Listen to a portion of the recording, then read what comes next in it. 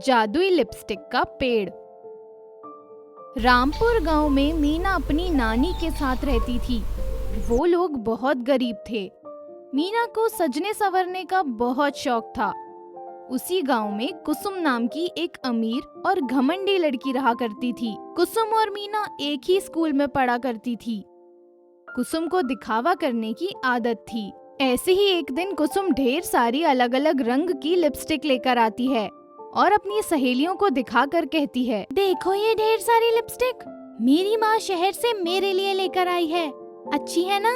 अरे वाह कुसुम, तेरी ये लिपस्टिक तो बहुत ज्यादा सुंदर है। लिपस्टिक देख मीना से रहा नहीं गया और मीना कहती है, कुसुम तुम्हारे पास तो इतनी सारी लिपस्टिक हैं, इनमें से एक लिपस्टिक मुझे दे दो ना, बड़ी सुंदर लिपस्टिक है, प्लीज। मैं तुझे एक भी लिपस्टिक नहीं दूंगी। ये लिपस्टिक मेरी माँ ने मेरे लिए शहर से मंगवाई है। बहुत महंगी लिपस्टिक है और तुझ जैसे गरीब लोग इसे लगाना तो दूर, इसे खरीद भी नहीं सकते।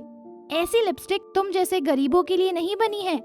इसे खरीदने के लिए इतनी औकात भी तो होनी चाहिए। अच्छा, तुम मुझे लिपस्टिक देना नहीं चाहती तो एक बार लगाने तो दे सकती हो।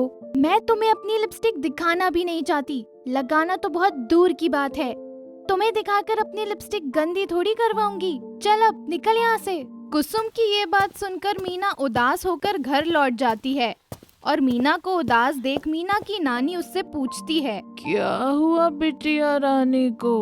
तुम्हारा चेहरा इतना उदास क्यों है? मेरे स्कूल में कुसुम नाम की एक अमीर लड़की पढ़ती है जो आज स्कूल में ढेर सारी लिपस्टिक लाई थी। उसकी लिपस्टिक देखकर मैंने उससे लिपस्टिक मांगी, लेकिन उसने मुझे वो लिपस्टिक नहीं दी और उसने मुझसे कहा, तुम जैसी गरीब लड़की ये लिपस्टिक नहीं लगा सकती। बस इतनी सी बात? मेरी प्यारी सी नाती को लिपस्टिक चाहिए ना? चलो मेरे साथ। इतना कहकर नानी मीना को जंगल में ले जाती है। नानी, आप मुझे यहाँ कहाँ ले आए? हमें तो लिपस्टिक चाहिए थी ना, पर इस जंगल में लिपस्टिक कहाँ मिलेगी? अरे तुम चलो तो सही। तुम अपनी नानी पर भरोसा करो।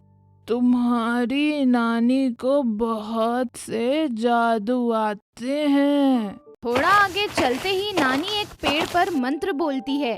इतना बोलते ही पेड़ पर से लिपस्टिक गिरती है। इतना सब देख मीना हक्की बक्की रह जाती है और अपनी नानी से पूछती है, नानी ये कैसे हुआ? कहीं मैं कोई सपना तो नहीं देख रही? एक पेड़ पर से लिपस्टिक कैसे गिर सकती है? बहुत सालों पहले मुझे एक परी ने कुछ जादू करने के मंत्र बताए थे और वो मंत्र बोलते ही जो भी मुझे चाहिए होता है वो मुझे मिल जाता है।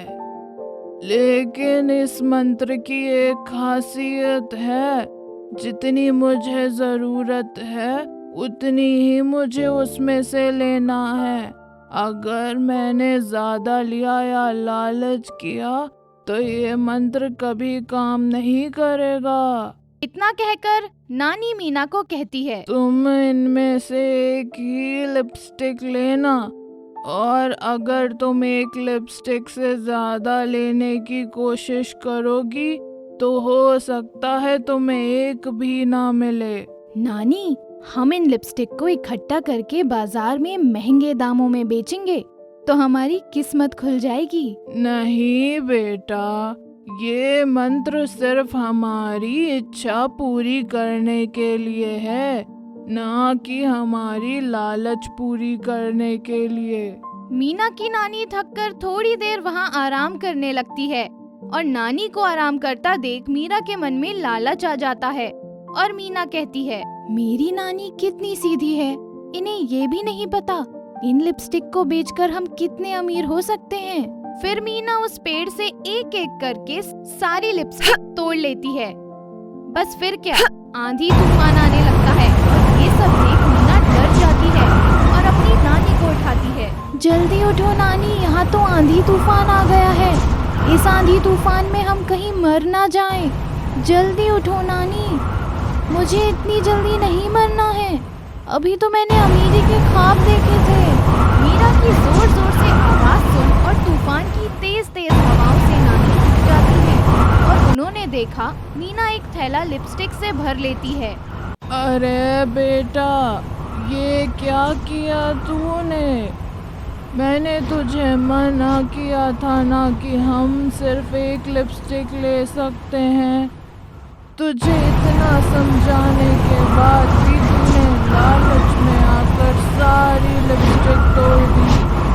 तुम्हारे इस लालच के कारण हम इस तूफान में मरने वाले हैं। अरे नानी, कुछ तो करो प्लीज, वरना हम इस तूफान में मर जाएंगे। हे परी, हमें इस तूफान से बचा। मेरी मीना से भूल हो गई है। नानी परी को याद कर रही होती है कि उसी पेड़ में से तभी आवाज आती है। देखो अम्मा, मैंने तुम्हें कुछ मंत्र क्या बताए, तुम तो उसका गलत उपयोग करने लगी। थोड़ी सी लालच की वजह से तुमने अपनी जान को दांव पर लगा दिया। परी, मुझे माफ कर दो। परी जी, मुझे माफ कर दो। मेरी नानी ने मुझे बहुत समझाया था, पर मैंने लालच में आकर ऐसा कदम उठाया। और मैं आपसे वादा करती हूँ कि मैं एक लिपस्टिक लेकर जाऊंगी और बाकी लिपस्टिक का लालच नहीं करूंगी। ठीक है, तुम एक शर्त पर ये लिपस्टिक ले जा सकती हो। इस लिपस्टिक की मदद लेकर तुम जरूरतमंद लोगों की मदद करोगी और कभी इसका गलत इस्तेमाल नहीं करोगी। ठीक है, मैं आपसे वादा करती हूँ कि मैं जरूरतमंद की जरूरत पूरी करूंगी और मदद भी करूंगी और इसका कभी गलत इस्तेमाल नहीं करूंगी। इतना कहकर नानी ने और मीना ने पेड़ का धन्यवाद किया और वो लिपस्टिक लेकर खुशी खुशी नानी के साथ अपने घर लौट आए। घर पहुंचकर मीना ने लिपस्टिक का ढक्कन खोला और लिपस्टिक का ढक्कन खुलते ही मीना के बेड पर बहुत सारे रुपए गिरने लगे। फिर सारे पैसे इकट्ठा कर मीना एक बहुत सुंदर घर बना लेती है और उसमें हंसी खुशी से रहने लगती है। मीना गरीबों की सहायता भी करती है और जरूरतमंद लोगों की मदद भी। लेकिन जब ये बात कुसुम को पता चलती है तो कुसुम गुस्से से जल उठती है। ये गरीब भिखारी इतनी जल्दी अमीर कैसे बन गई?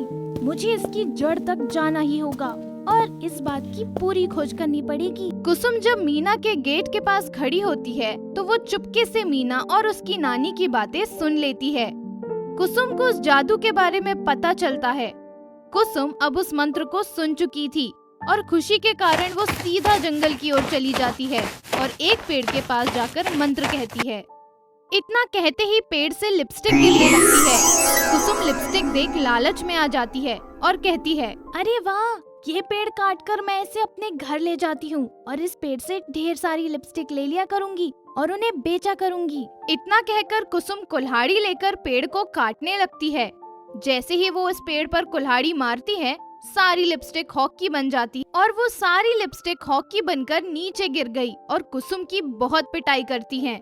अरे अरे, मुझे माफ कर दो, मैं ये लिपस्टिक कहीं लेकर नहीं जाऊंगी। निकल यहाँ से, तेरे जैसे लालची लोगों के लिए लिपस्टिक नहीं है।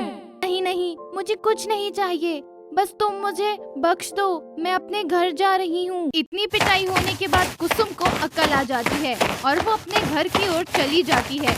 कुसुम को लालच करने की सजा मिल जाती है और वहीं मीना सबकी मदद करती है और अपनी जिंदगी खुशी खुशी बिताने लगती है। तो आपने देखा दोस्तों, जादुई लिपस्टिक का पेड़। इस कहानी से हमें ये सीख मिलती है कि दूसरों से जलने वाले लोग खुद जलकर राख हो जाते हैं। आगे वही लोग बढ़ते हैं जो दूसरों की खुशी देखकर उनकी खुशी में शामिल होते हैं। तो मेरे प्यारे दोस्तों, कैसी लगी आपको हमारी ये कहानी, हमें कमेंट करके जरूर बताइए और इसे अपने दोस्तों के साथ भी शेयर करें। और हाँ दोस्तों, अगर आप अब तक हमारे चैनल को सब्सक्राइब नहीं कर पाए हैं तो जल्दी से नीचे सब्सक्राइब बटन दबाकर सब्सक्राइब कर लें। तो मिलते हैं आप सभी से फिर किसी नई कहानी के साथ। तब तक आप अपना ध्यान रखें। बाय बाय दोस्तों।